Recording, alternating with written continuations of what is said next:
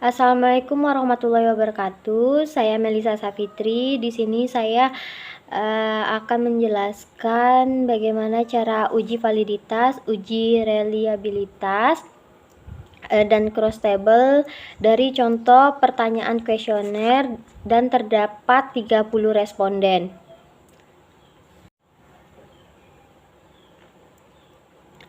Baiklah, di sini sudah terdapat data dari karakteristik responden dan juga pengetahuan tentang COVID-19. Ini adalah pertanyaan-pertanyaannya. Baiklah, di sini kita akan mengcopy data ini ke dalam aplikasi SPSS. Caranya kita blok pertanyaannya.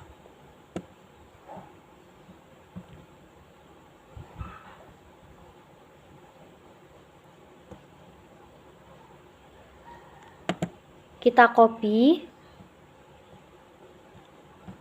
dan kita pindahkan ke dalam SPSS. Baiklah, ini adalah beberapa pertanyaan dan total dari yang kita copy dari Excel. Baiklah, di sini kita lihat di variable view. Nah, di sini sebelumnya itu tidak ada namanya. Jadi, kita akan beri nama dengan P1, P2, P3, P4, P5 dan total.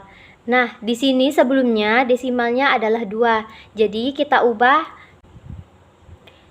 dari 2 ke 0.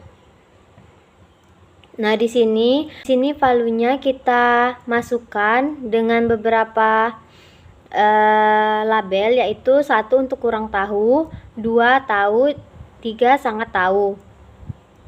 Kita klik OK dan kita copy sampai ke total. Baiklah, di sini sudah berubah menjadi P1, P2, P3, P4 dan P5. Baiklah, kita akan lanjut ke uji validitasnya. Nah, uji validitas ini adalah uji yang digunakan untuk menunjukkan sejauh mana alat ukur yang digunakan dalam suatu mengukur apa yang kita ukur. Tujuan dari uji validitas ini adalah untuk mengukur sah atau valid tidaknya suatu kuesioner. Bagaimana cara uji validitas ini? Yang pertama kita klik analis. Yang kedua correlate dan kita pilih bivariate. Nah, di sini kita akan masukkan pertanyaan P1, P2, P3, P4, P5 dan total ke dalam variabel.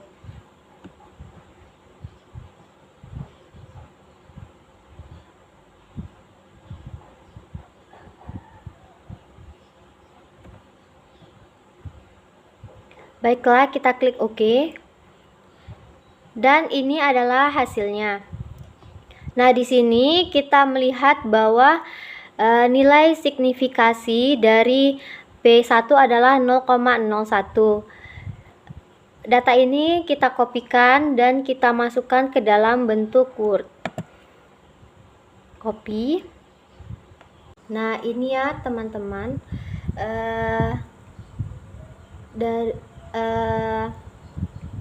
Uji validitas yang sudah tercopy ke dalam file bentuk Word. Baiklah, selanjutnya kita akan memasuki uji reliabilitas, yaitu caranya klik analis, kita pilih scale, terus kita pilih reliability analysis. Kita masukkan pertanyaan 1, pertanyaan 2, pertanyaan 3 sampai total ke dalam items dan klik OK. Nah, di sini kita sudah mendapatkan data reliability-nya. Kita kopikan dan kita pindahkan ke dalam file Word. Baiklah, selanjutnya melihat karakteristik dari responden. Di dalam file tadi terdapat beberapa karakteristiknya seperti tingkat pendidikan, jenis kelamin, dan jenis pekerjaan. File ini kita kopikan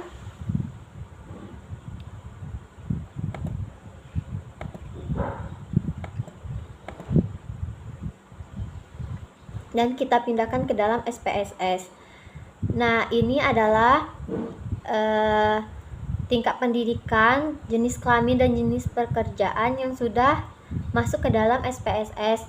Tapi sebelumnya pada variable view ini namanya belum diubah, maka kita ubah menjadi tingkat pendidikan, jenis kelamin, dan jenis pekerjaan.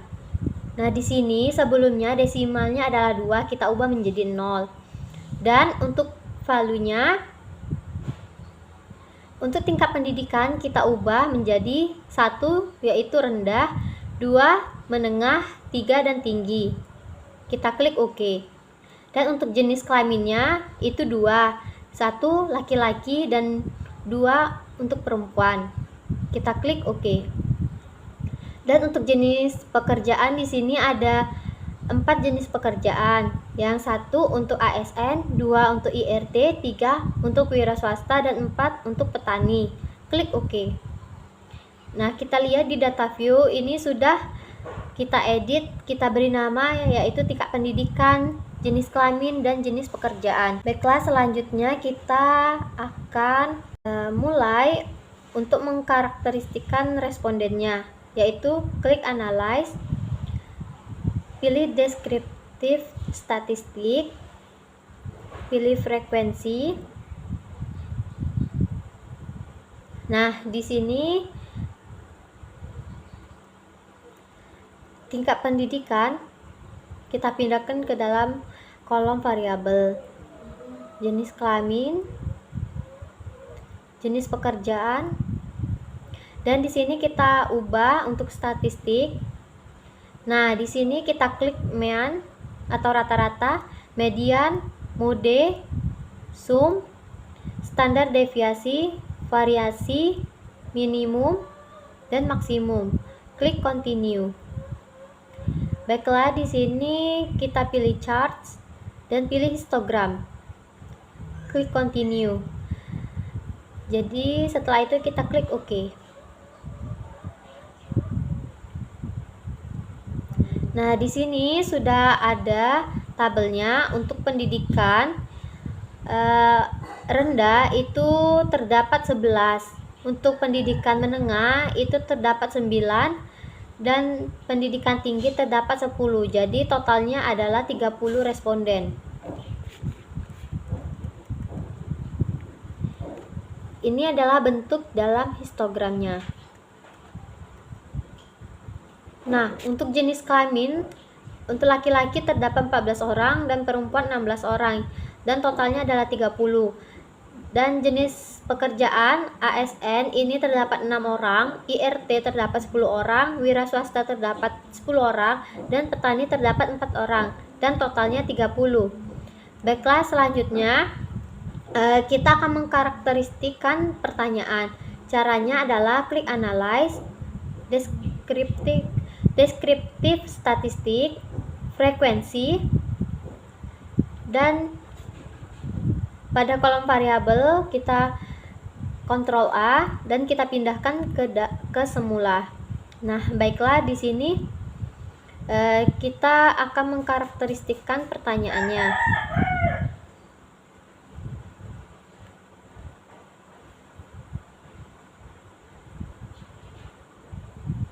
Kita pindahkan ke dalam kolom variabel. Kita lihat di statistiknya sudah terchecklist semua. Kita klik continue dan chartsnya ini sudah dalam bentuk histogram. Baiklah, kita klik OK. Nah, di sini kita sudah mengetahui karakteristik pada pertanyaan 1. Itu untuk bagian kurang tahu terdapat 8, jawabannya ada 8. Untuk tahu itu jawabannya ada 10, dan sangat tahu itu jawabannya ada 12. Jadi totalnya ada 30.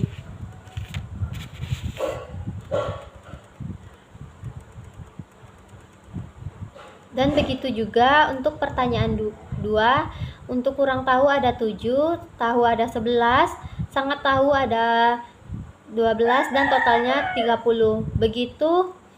Begitupun untuk pertanyaan 3, 4, dan 5. Nah, data ini kita akan pindahkan ke dalam Word, dan karakteristik responden juga akan kita pindahkan ke dalam file Word. Baiklah, selanjutnya di sini kita akan meng-cross-tabelkan antara tingkat pengetahuan dengan tingkat pendidikan. Tapi sebelumnya kita kembali lagi ke file Excel. Nah, di sini untuk total ini adalah jumlah pertanyaan 1 sampai pertanyaan 5. Contohnya untuk responden 1 ini totalnya ada 8. Nah, jika untuk semua pertanyaan totalnya ada 15, untuk setiap pertanyaan itu bobotnya 3, maka untuk persentasenya adalah 8 dibagi 15 sama dengan 8 dibagi 15 dikali 100 sama dengan 53,33. Nah, ini adalah persentasenya. Begitu juga untuk responden 2 sampai 30, pada semua pertanyaan kita mencari persentasenya. Baiklah, total dan persentase ini kita pindahkan ke dalam SPSS. Untuk data persen ini kita akan mencari standar deviasinya.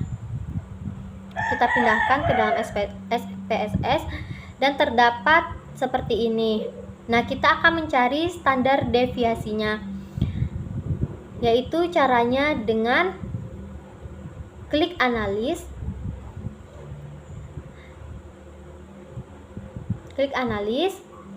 deskriptif statistik, frekuensi. Nah, sebelumnya kita akan Ctrl A, kita kembalikan ke semula, dan kita masukkan standar deviasi ke dalam kolom variabel. Kita lihat statistiknya sudah terchecklist semua. Kita klik continue dan kita pilih bentuk chartnya, kita pilih histogram dan klik OK.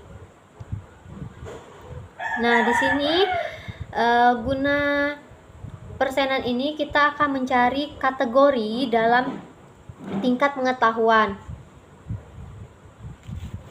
Nah, untuk kategori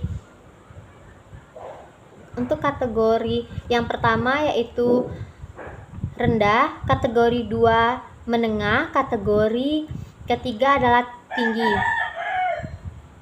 Nah, di sini data yang kita lihat adalah rata-ratanya dan standar deviasinya.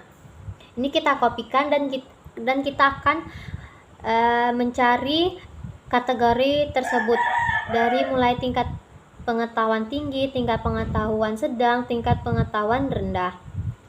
Baiklah, kita masuk ke datanya lagi. Nah, di sini kita akan mencoba cross table. Cross table ini adalah cross table atau yang disebut dengan tabulasi atau disebut juga dengan tabulasi silang. Nah, cross table ini adalah salah satu bentuk analisis deskriptif yang menggabungkan lebih dari satu variabel ke dalam bentuk tabel.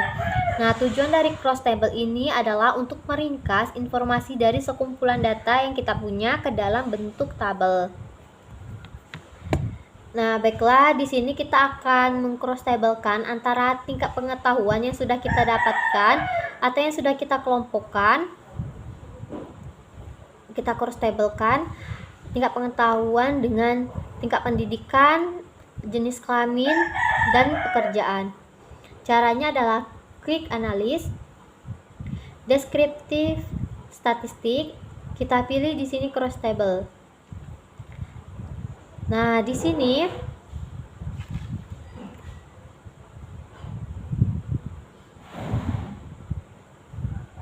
kita masukkan tingkat pendidikan, tingkat pendidikan, jenis kelamin, dan jenis pekerjaan ke dalam kolom row, dan tingkat pengetahuan ke dalam kolom-kolom. Kita klik OK.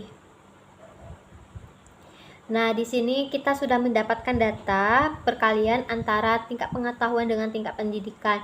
Untuk tingkat pendidikan rendah dengan pengetahuannya kurang, yaitu terdapat 4. Tingkat pendidikan rendah pada pengetahuan sedang itu terdapat 6. Dan tingkat pendidikan rendah dengan pengetahuan tinggi totalnya adalah 1. Jadi untuk total keseluruhan pada tingkat pendidikan rendah yaitu totalnya ada 11.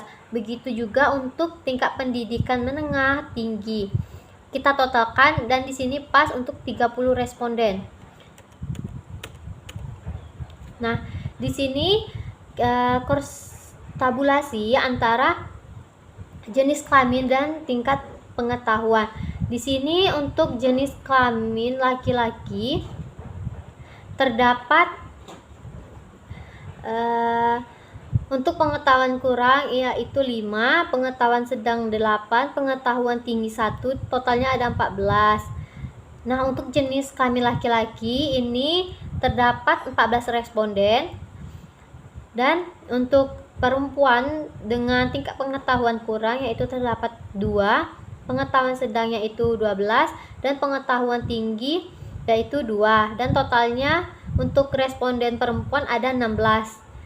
Jadi total untuk laki-laki dan perempuannya adalah 30 responden. Dan begitu juga untuk jenis pekerjaan. Nah, di sini untuk jenis pekerjaan, jenis kelamin, dan jenis pekerjaan yang kita cross tabulasi dengan tingkat pengetahuan, kita copy dan pindahkan ke dalam file bentuk Word. Baiklah, di sini kita akan mencoba cross tabulasi antara tingkat pendidikan dengan pertanyaan 1 sampai 5. Caranya klik analyze, descriptive statistik, kita pilih cross table. Nah, yang ini kita pindahkan ke dalam kolom semula. Yang ini kita pindahkan juga. Kita pilih pertanyaan 1 sampai 5.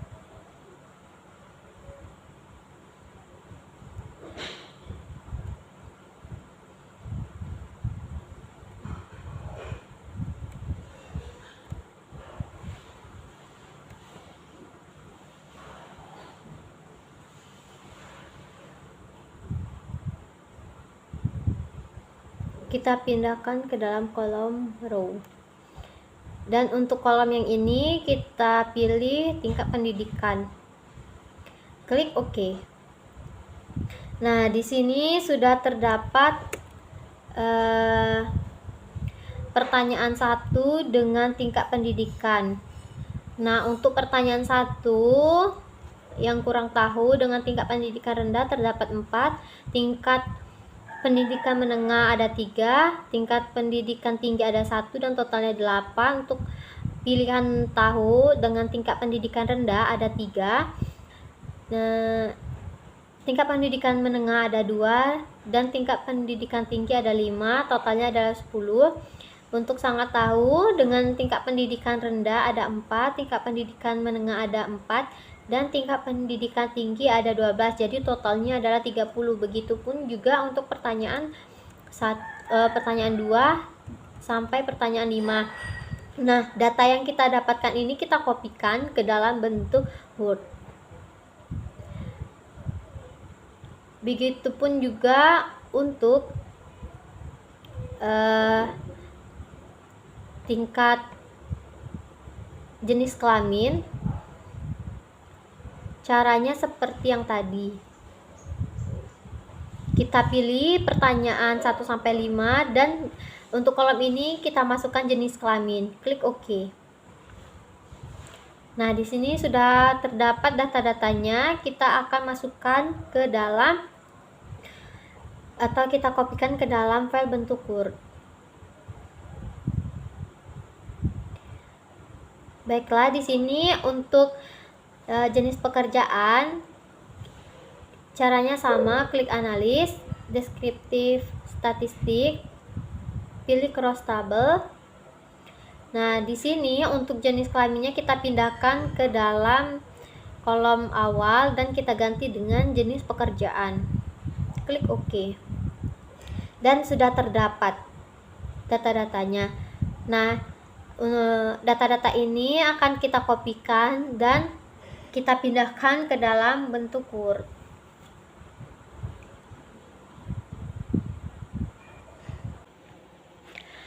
Baiklah, di sini kita akan lanjutkan yang sudah saya sampaikan tadi, bahwa di sini ada beberapa tahapan, yaitu 1 uji validitas, 2 uji reliabilitas, yang ketiga kita mengkarakteristikkan responden, yang keempat kita mengkarakteristikkan pertanyaan, dan yang kelima tahap terakhir kita akan melakukan cross table antara karakteristik responden dengan tingkat pengetahuan. Baiklah, di sini kita sudah mempunyai data yang telah kita copy dari aplikasi SPSS. Nah, untuk pertanyaan 1 ini nilai signifikasinya adalah 0,001. Kita lihat bahwa persyaratan validitas ini adalah valid jika nilai signifikasinya kurang dari 0,05. Contohnya seperti pertanyaan 1, nilai signifikasinya adalah 0,01, yaitu kurang dari 0,05, maka kesimpulannya adalah valid. Tetapi untuk pertanyaan nomor 5 ini dia tidak valid karena dikatakan tidak valid jika nilai signifikasinya besar dari 0,05. Maka untuk pertanyaan 5 ini tidak valid. Baiklah, kita masuki untuk persyaratan kedua, valid jika R hitungnya besar dari R tabel. Nah, untuk melihat R hitung ini terdapat di data. Nah, yang di data atas ini ya. Untuk pertanyaan 1, R hitungnya adalah 0,565. Kita ke bawah. Nah, dikatakan valid jika R hitung ini besar dari R tabel. Dimana kita mendapatkan R tabel ini, kita bisa melihat di referensi di Google atau referensi lainnya. Kita melihat bahwa terdapat 30 responden, jadi nilai R tabelnya adalah 0,361. Nah, di sini dikatakan tidak valid jika R hitungnya adalah kecil dari R tabelnya.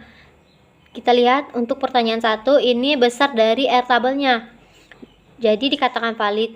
Dan untuk pertanyaan 5 ya ini 0,329. Nah, R hitungnya untuk pertanyaan 5 ini kurang atau kecil dari R tabelnya, maka tidak valid.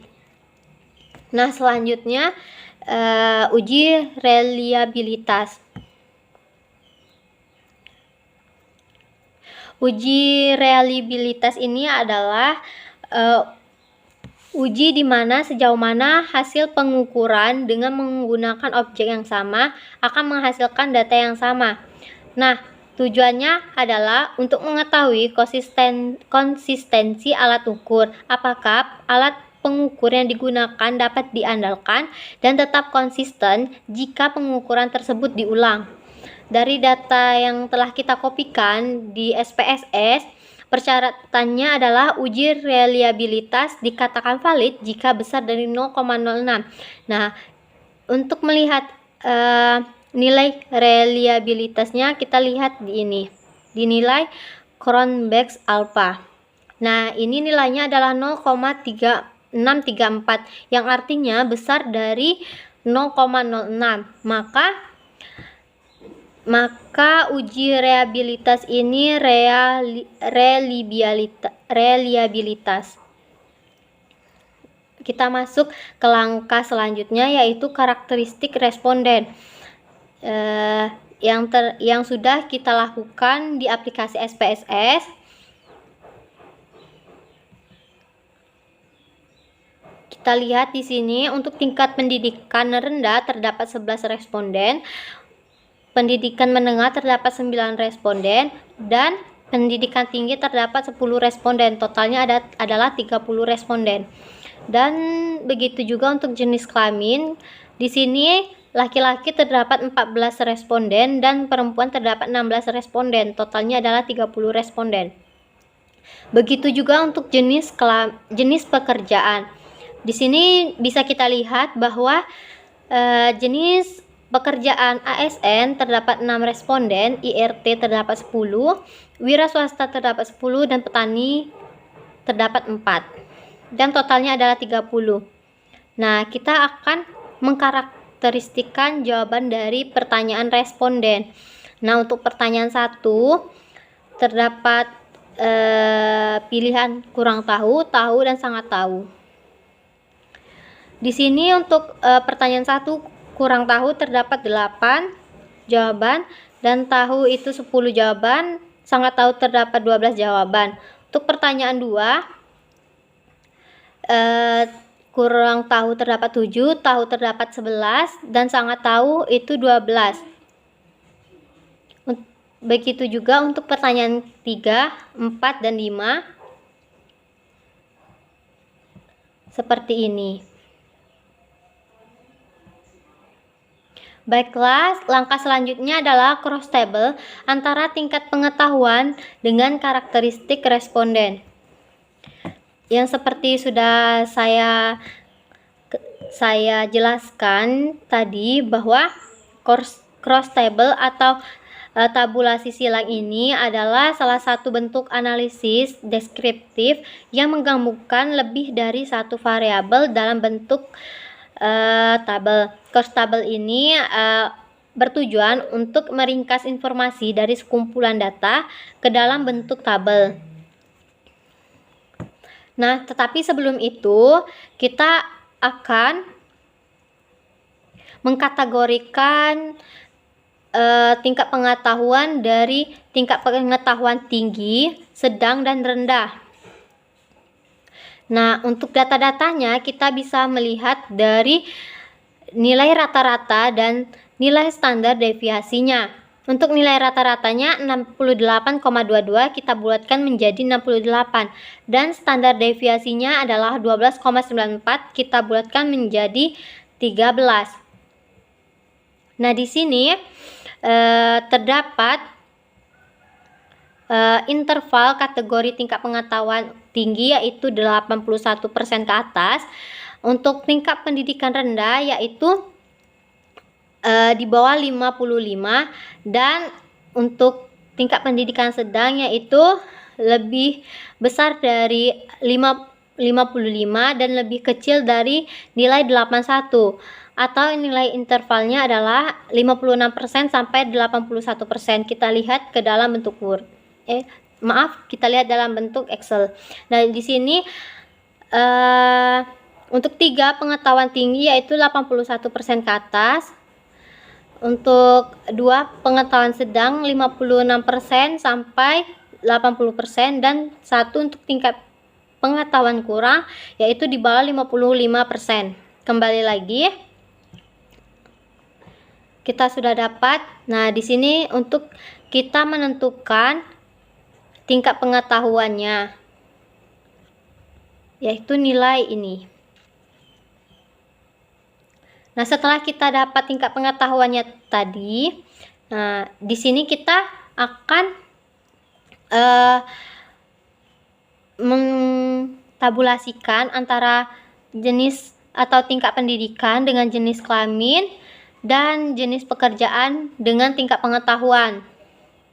Dan terdapatlah hasilnya yang telah kita cari di dalam aplikasi SPSS. Contohnya seperti tingkat pendidikan rendah, yaitu dengan tingkat pengetahuan kurang terdapat 4, tingkat pengetahuan sedang terdapat 6, dan tingkat pengetahuan tinggi terdapat 1, totalnya adalah 11. Begitu juga untuk tingkat pendidikan menengah dan tinggi. Dan selanjutnya untuk jenis kelamin. Nah, contohnya seperti laki-laki ini tingkat pengetahuan kurang ada 5, tingkat pengetahuan sedang ada 8, dan tingkat pengetahuan tinggi ada 1. Jadi totalnya adalah 14. Dan begitu juga untuk jenis pekerjaan. Nah, untuk kita mengetahui bagaimana tabulasi silang antara jenis pendidikan dengan pertanyaan, kita dapatkan bahwa datanya seperti ini.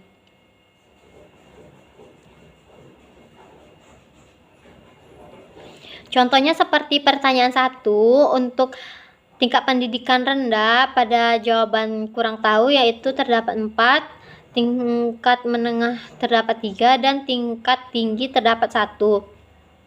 Begitu juga untuk pertanyaan 3, 4, dan 5. Nah, selanjutnya jika ingin kita melihat tabulasi antara jenis kelamin dengan pertanyaan, contohnya pada pertanyaan 1 untuk kurang tahu pada jenis kelamin laki-laki terdapat 5 dan perempuan terdapat 3. Begitu juga untuk jenis kelamin perempuan dan pertanyaan 2 sampai 5.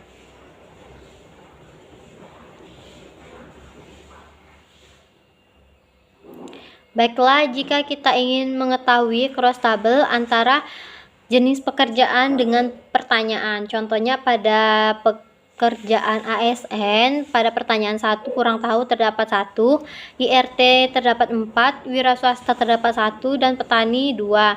Jadi totalnya ada 8. Nah, begitu juga untuk jenis pekerjaan yang lain pada pertanyaan 2 sampai 5.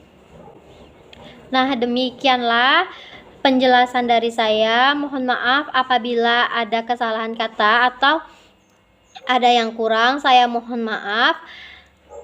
Saya akhiri. Wassalamualaikum warahmatullahi wabarakatuh.